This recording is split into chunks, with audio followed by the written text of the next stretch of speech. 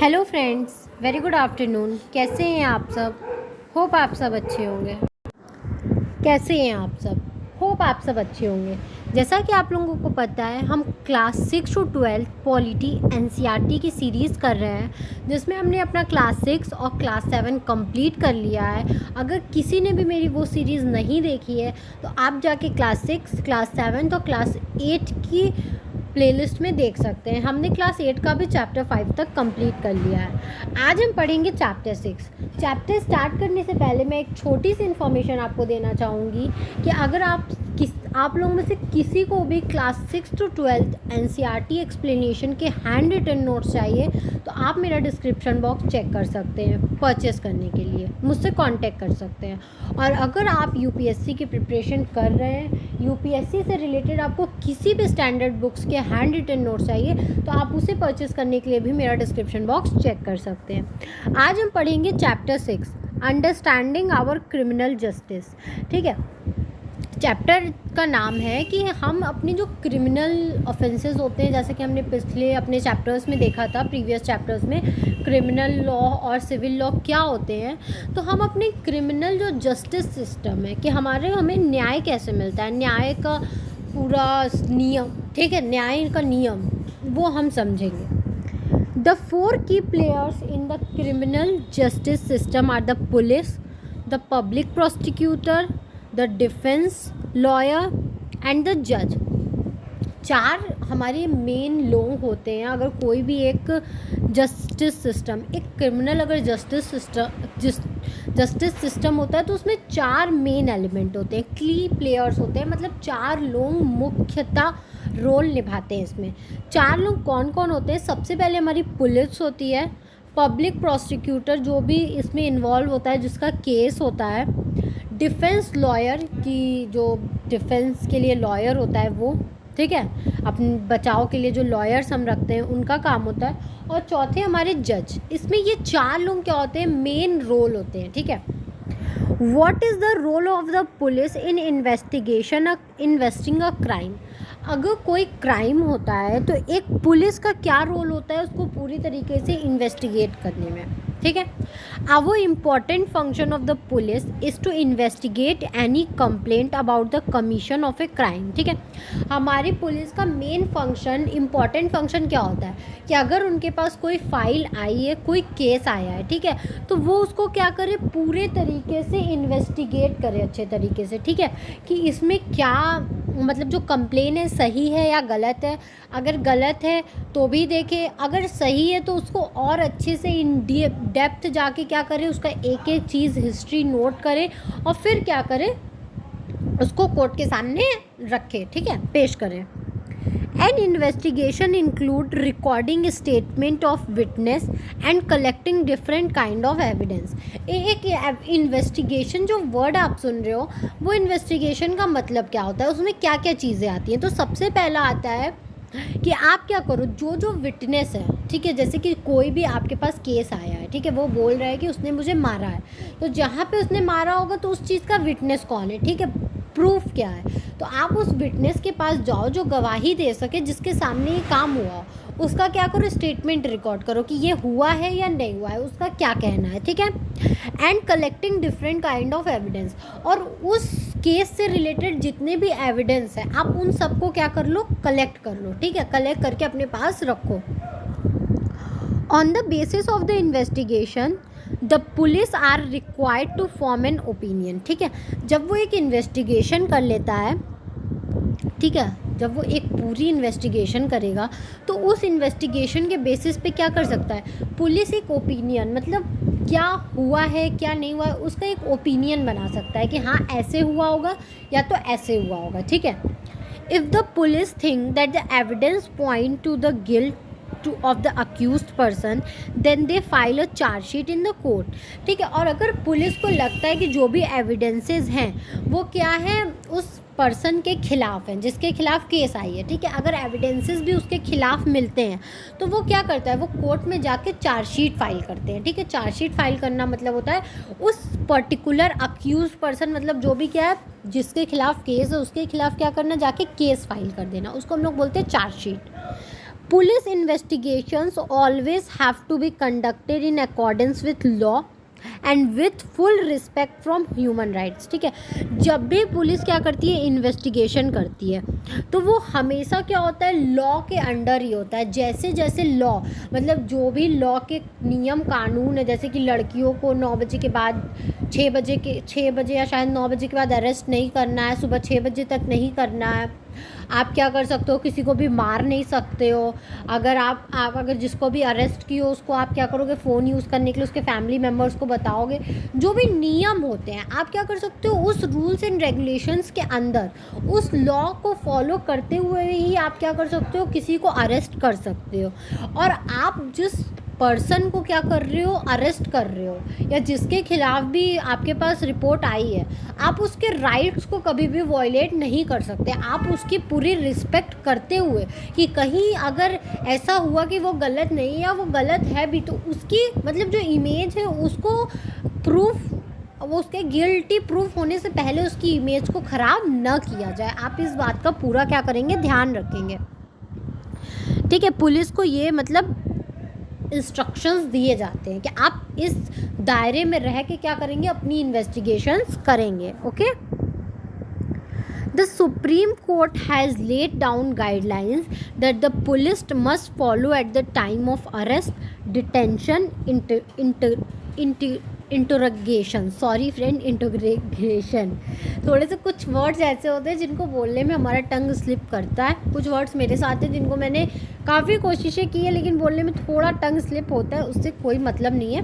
ठीक है, supreme court ने कुछ क्या किए, ऐसे गाइडलाइंस बनाए, मतलब कुछ ऐसे नियम और रूल्स और रेगुलेशंस पुलिस के लिए बनाए जो कि क्या करना पड़ता है, उनको फॉलो करना पड़ता है। किस किस टाइम, अगर आप किसी को अरेस्ट कर रहे हो, आप किसी को डिटेन कर रहे हो मतलब अपने हिदायत में ले रहे हो, या आप किसी से पूछताछ कर रहे हो। ठीक है, अगर आप ये 3 काम कर रहे हो तो इन 3 चीज़ों के लिए क्या है, सुप्रीम कोर्ट ने काफ़ी मतलब स्ट्रिक्ट गाइडलाइंस दी है। आप उस गाइडलाइंस को मतलब उस रूल्स को फॉलो करते हुए ही ये 3 काम करोगे। ठीक है, the police are not allowed to torture और बीट और shoot anyone during investigation. अगर आप किसी भी केस की इन्वेस्टिगेशन कर रहे हो तो आप उस इन्वेस्टिगेशन के दौरान क्या कर सकते हो, उस अक्यूज्ड पर्सन को जिसके खिलाफ केस है, आप उसको क्या कर सकते हो, टॉर्चर नहीं कर सकते किसी भी तरीके से, आप उसको मार नहीं सकते, आप उसको क्या कर सकते हो, शूट नहीं कर सकते, आप उसको गोली नहीं मार सकते हो इन्वेस्टिगेशन के time.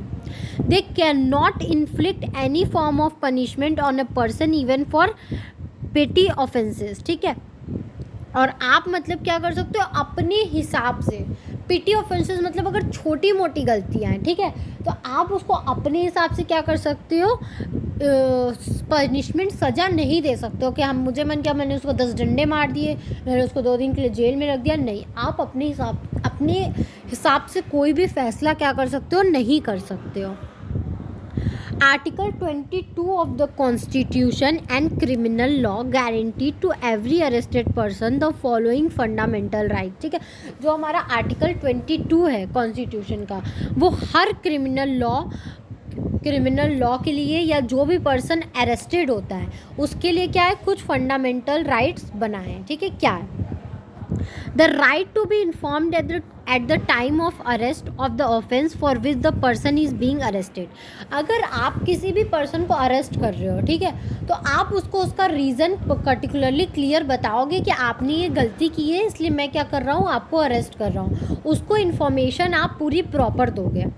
The right to be presented before a magistrate within 24 hours of arrest. आपने जब उसको अरेस्ट कर लिया है, आपको 24 घंटे के अंदर अंदर क्या करना है, उसको मजिस्ट्रेट मतलब कोर्ट के आगे क्या करना है, पेश करना ही करना है। ठीक है, इसीलिए सैटरडे और संडे जब हो जाता है, जब कोर्ट हमारे बंद होते हैं, तो लोग बोलते हैं 2 दिन तो तुम जेल में रहोगे ही, क्योंकि मंडे से पहले कोई भी कोर्ट नहीं खुलेगा। ठीक है, the right not to be ill treated और टॉर्चर्ड ड्यूरिंग अरेस्ट और इन कस्टडी। अगर आपने किसी को भी अपने कस्टडी में रखा हुआ है या आपने किसी को भी अरेस्ट किया हुआ है तो आप उसको बेकार तरीके से, मतलब बहुत गंदे तरीके से ट्रीट नहीं करोगे। आप उसको किसी भी तरीके का टॉर्चर नहीं कर सकते, मतलब आप उसको खाने नहीं दे रहे हो, आप उसको मार रहे हो, आप उसको उल्टा लटका दिए हो, ऐसा कुछ भी किसी भी प्रकार का टॉर्चर नहीं कर सकते और उसको आप मारपीट नहीं कर सकते उसके साथ। Confession made in police custody can not be used as evidence against the accused. अगर किसी भी आपने क्या किया है उस अक्यूज से, जो भी गिल्टी पर्सन है, ठीक है, अगर आपने उससे क्या किया है, अगर जेल के अंदर आपने जहाँ उसको बंद करके अरेस्ट करके रखा हुआ है, अगर वहाँ वो जो भी एविडेंस देगा, ठीक है, जो भी क्या कर देगा, कन्फेशन देगा कि हाँ मैंने जुर्म किया या नहीं किया, वो कन्फेशन कभी भी क्या होगा, कोर्ट में नहीं माना जाएगा। जब वो कोर्ट में जाके बोलेगा तभी माना जाएगा। आपके कस्टडी में, जब तक आपके कस्टडी में वो अगर कोई कन्फेशन देता है तो उस कन्फेशन को नहीं माना जाएगा। A boy under 15 years of age and women cannot be called to the police station only for questioning। ठीक है, आप किसी भी लड़का या लड़की को 15 साल से नीचे जो है, आप उसको क्वेश्चनिंग के लिए अकेले क्या करते हो, पुलिस स्टेशन नहीं बुला सकते हो। ठीक है, आपके पास ये अथॉरिटी नहीं है कि आप किसी भी 15 साल से नीचे पर्सन को क्या कर सको, अकेले क्वेश्चन करने के लिए पुलिस स्टेशन बुला सको। What is the role of the public prosecutor. जो पब्लिक प्रोसिक्यूटर होते हैं उनका क्या रोल होता है, ठीक है, अब हम ये समझेंगे। ओके, तो पब्लिक प्रोसिक्यूटर जो हमने अभी पुलिस का रोल हमने पढ़ लिया, क्या होता है, कैसे होते हैं, उनके क्या रेस्ट्रिक्शंस होते हैं। नेक्स्ट है हमारा पब्लिक प्रोसिक्यूटर, तो उनका क्या रोल होता है। ठीक है, in court it is the public prosecutor who represent the interest of the state. ठीक है, कोर्ट में वही पब्लिक प्रोसिक्यूटर ही होता है जो मैटर हुआ है उसमें क्या होता है, वो क्या करता है, इंटरेस्ट दिखाता है। ठीक है, मतलब कि उसी से रिलेटेड जो बातें होती है वो बताता है। The role of the prosecutor begins once the police has conducted the investigation and filed the charge sheet in the court। Prosecutor का रोल कब से शुरू हो जाता है, जब क्या होता है, पुलिस इन्वेस्टिगेशन करना शुरू करती है तब से ही शुरू हो जाता है, और जब वो चार्जशीट फाइल करती है कोर्ट में तब तक क्या है, चलता रहता है, मतलब उसके बाद भी चलता है। He and she has no role to play in the investigation। उसका इन्वेस्टिगेशन में कोई रोल नहीं होता। इन्वेस्टिगेशन, जैसे कि आपने सुना इन्वेस्टिगेशन के साथ उसका रोल शुरू होता है, नहीं, वो इन्वेस्टिगेशन नहीं करता है। ठीक है, वो इन्वेस्टिगेशन में उसका कोई भी पार्ट नहीं होता है। The prosecutor must conduct the prosecution on behalf of the state. ठीक है, प्रोसिक्यूटर क्या करता है, सिर्फ और सिर्फ उस स्टेट के बिहाफ पे क्या करता है, काम करता है। As an officer of the court, it is her duty to anti-partially and represent the full and material fact, witness and evidence before the court to enable the court to decide the case। ठीक है, एक court को officer होने के नाते जो public prosecutor होता है वो क्या होता है, जब कोर्ट होता है तो उसी के साथ उसकी ड्यूटी स्टार्ट हो जाती है। एक कोर्ट का सदस्य होने के नाते, ऑफिसर होने के नाते उसकी ये ड्यूटी होती है कि वो कहीं दोनों तरफ भेदभाव ना करके, ठीक है, क्योंकि कभी कभी ऐसा होता है, वैसे ऐसा होता नहीं है, क्योंकि हमें अपनी क्या करना चाहिए, गवर्नमेंट, हमें अपनी पुलिस पे हमेशा ट्रस्ट रखना चाहिए, लेकिन कभी कभी ऐसा होता है कि हमारी पुलिस जो होती है इम्पार्शियल हो जाती है। ठीक है, तो उस केस में क्या होता है, पब्लिक प्रोसिक्यूटर का ये फ़र्ज़ होता है कि वो इम्पार्शियल हुए बिना क्या करे, पूरे सही फैक्ट्स, जितने मटेरियल हैं, जितने विटनेस हैं, उन सब को क्या करे, कोर्ट के सामने हाजिर करे, प्रेजेंट करे। ठीक है, ताकि जो कोर्ट है, जज है, वो क्या कर सके, डिसाइड कर सके कि क्या सही और क्या गलत है। अब है हमारा तीसरा role, what is the role of जज। जज का क्या रोल है इन सब में। द जज is like an umpire in a game. ठीक है, जैसे एक गेम में एम्पायर होता है, उसी तरह जज का रोल होता है। डिसीजन देने वाला काम कौन करता है, एम्पायर करता है, तो उसी तरह जज होता है। ठीक है, उसी तरह जज होता है। And conducts the trial impartiality and in an open court. और वो अपनी पूरी कोशिश करता है कि वो पूरी तरीके से इम्पार्शियल होके क्या कर सके, काम कर सके। ठीक है, द जज hears all the witness and any other evidence presented by the prosecution and the defense। ठीक है, जज क्या करता है, पूरे विटनेस, जितने विटनेस उस केस से रिलेटेड है सबकी बातें सुनता है, जितने एविडेंस दिखाए जाते हैं उसको वो सब देखता है, और प्रोसिक्यूशन जो होता है उसने जितने भी एविडेंस या विटनेस प्रेजेंट किए उन सब की बातें सुनता है, और जो डिफेंस है, वो डिफेंस भी तो कोई रहेगा, जो डिफेंस बोलता है उसकी भी बात को क्या करता है, वो प्रॉपर सुनता है। The judge decided whether the accused person is guilty or innocent on the basis of the evidence presented by the prosecution and the defense। जो सारे एविडेंसेस प्रोसिक्यूशन और डिफेंस के देखने के बाद क्या करता है, जज वो डिसाइड करते हैं कि जिस बंदे के खिलाफ क्या है केस दर्ज है वो क्या है, इनोसेंट है या सच में वो गिल्ट है। ठीक है, If the accused is convicted then the judge pronounces the sentence। ठीक है, अगर जो accused होता है, जिसके खिलाफ केस होता है, अगर वो सच में क्या है गिल्टी होता है, कन्विक्टेड होता है, तो वो क्या जज क्या करते हैं, अपने जो उनके जो भी सेंटेंस होते हैं, जो भी वर्ड्स होते हैं, जो भी उनका सोचना होता है, वो क्या करते हैं उसको प्रेजेंट करते हैं, बोलते हैं।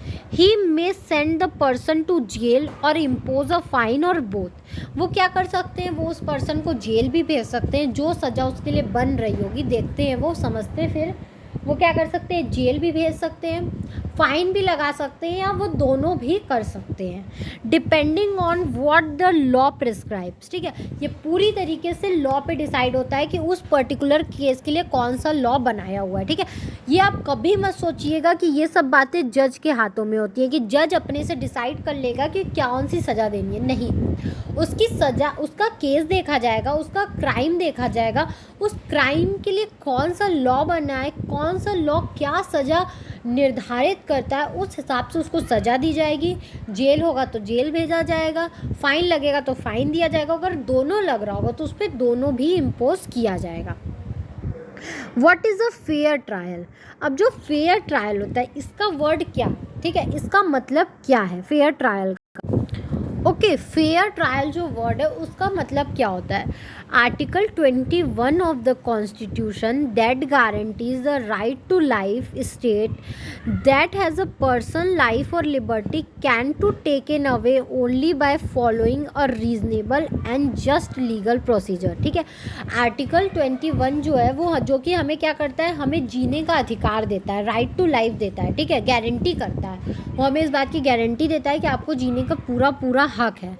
लेकिन वो कुछ एक्सेप्शन केस है, वो उसमें ये भी बोलता है कि किसी भी पर्सन की क्या कर सकती है, ज़िंदगी छीनी जा सकती है, उनकी लिबर्टी, उनके जो फ्रीडम्स हैं वो छीने जा सकते हैं, लेकिन क्या, सिर्फ़ और सिर्फ जब रीज़नेबल कारण हो। ठीक है, जब सही कारण हो, उसने ऐसा कुछ किया हो तब, और वो भी क्या हो, लीगल प्रोसीजर के थ्रू ही किया जा सकता है। ऐसा नहीं है कि मुझे लगा ये गलत है तो मैंने उसे उठाई गोली मार दी, ऐसा नहीं है। उसका एक लीगल प्रोसीजर होता है जो हम शुरू से इस चैप्टर में पढ़ते आ रहे हैं, उस पूरे लीगल प्रोसीजर को फॉलो करते हुए हम किसी की लिबर्टी या लाइफ को क्या कर सकते हैं, छीन सकते हैं। ठीक है, टेकन अवे, जो कि हम किसी की लाइफ और लिबर्टी को छीन सकते हैं।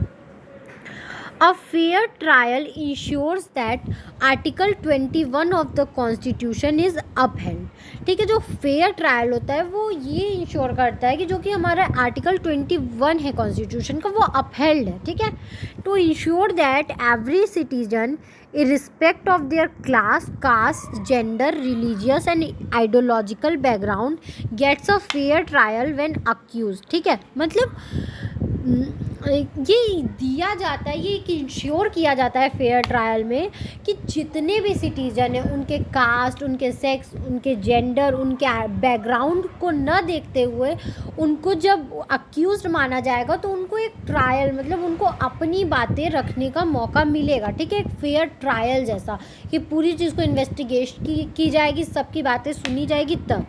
The rule of law which says that everyone is equal before the law would not make much sense if every citizen were not guaranteed a fair trial by the constitution। ठीक है, जो rule of law हमारा कहता है कि सारे लोग constitution या लॉ के नज़रों में एक समान है, तो ये बात बिल्कुल ही गलत हो जाएगी।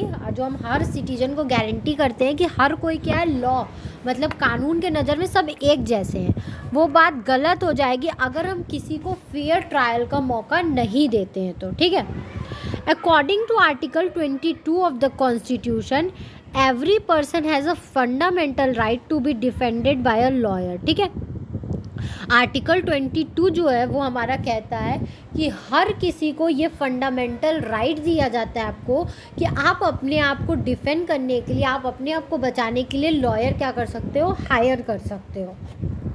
Article 39A of the Constitution places a duty upon the state to provide a lawyer to any citizen who is unable to engage one due to poverty or other disability. ठीक है, जो हमारा आर्टिकल 39A है constitution का, वो हमारे state को ये ड्यूटी देता है. ठीक है, वो हमारे स्टेट को ये बात कहता है कि जो भी पर्सन गरीबी के कारण या कोई उसको डिसेबिलिटी है, अगर किसी भी कारण से वो क्या कर रहा है, लॉयर हायर नहीं कर पा रहा है, तो ये स्टेट की ड्यूटी है कि आप क्या करो, उसको लॉयर हायर करके दो.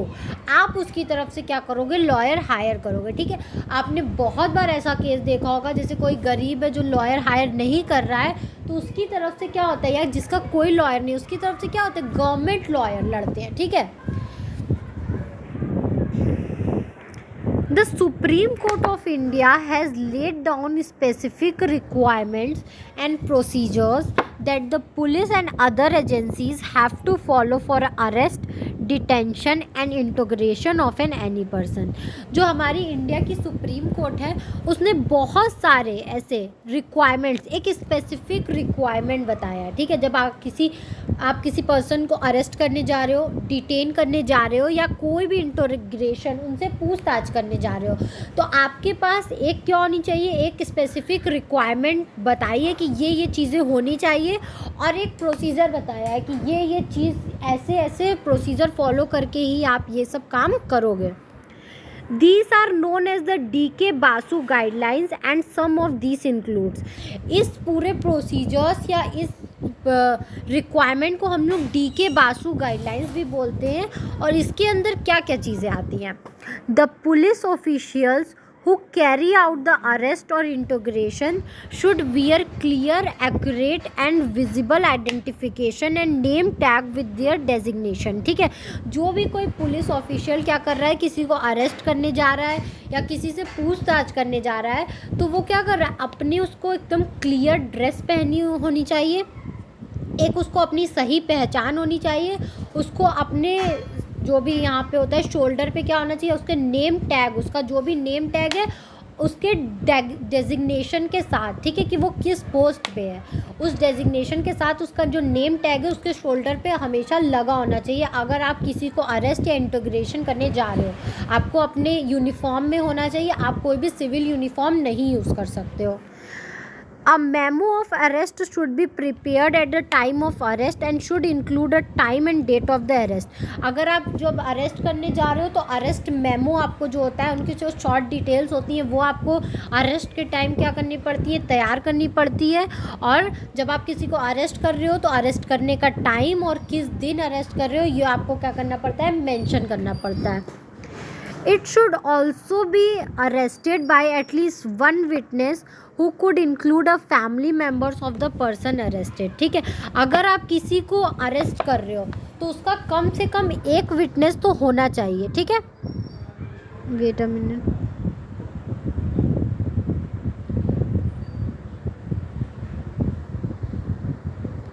उसका कम से कम एक विटनेस होना चाहिए और उसमें से एक क्या होना चाहिए, उसका फैमिली मेम्बर्स वहाँ पे मौजूद होना चाहिए जब आप किसी पर्सन को क्या कर रहे हो, अरेस्ट कर रहे हो. तो the arrest memo should be counter signed by a person arrested.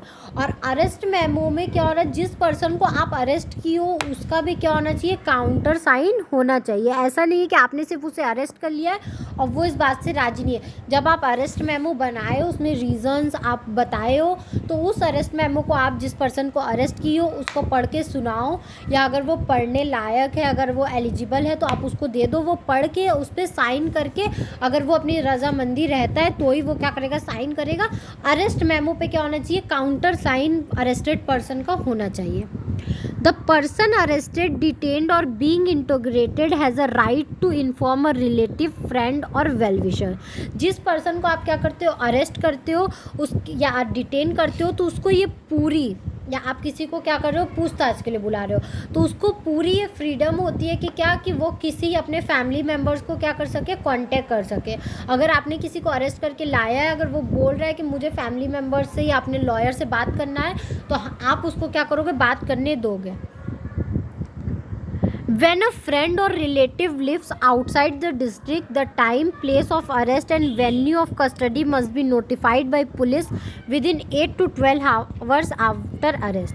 अगर उसके कोई फ्रेंड, रिलेटिव या उसकी फैमिली क्या हो रही है, डिस्ट्रिक्ट के बाहर रहती है, ठीक है, तो आप किस वजह से उसको अरेस्ट की हो, क्यों अरेस्ट की हो, कहाँ अरेस्ट की हो और कहाँ पे आप उसको अरेस्ट करके रखे हो, कस्टडी एरिया, आपको ये सब उसके फैमिली, फ्रेंड्स या उसके जो भी रिलेटिव है उनको 8 से 12 घंटे के अंदर अंदर क्या होना है, बताना पड़ता है।